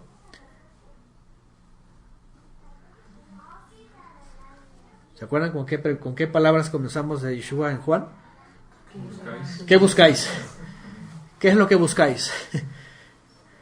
Escuchemos estas palabras de Yeshua ahora en nuestra mente, en nuestro corazón. ¿Qué es lo que buscamos? Porque por eso estamos aquí, ¿no? Por eso estamos... Buscando algo. Exactamente. Si no buscáramos nada, pues estaríamos con la tradición, estaríamos... Sí, pues... En cualquier religión, la que sea. Cualquier cosa estuviéramos, ¿no? Porque Ajá. seríamos bien obedientes. O estuviéramos buscando otra cosa, ¿no? No buscaríamos nada, no Ajá. buscaríamos nada. Entonces, cuando él dice, ¿qué buscáis? Tenemos que entender que buscamos todo aquello que el Padre prometió en la Torá, en los Salmos y en los profetas, que se vino a manifestar para finalmente ser parte de ese proyecto del Eterno. ¿Qué buscáis?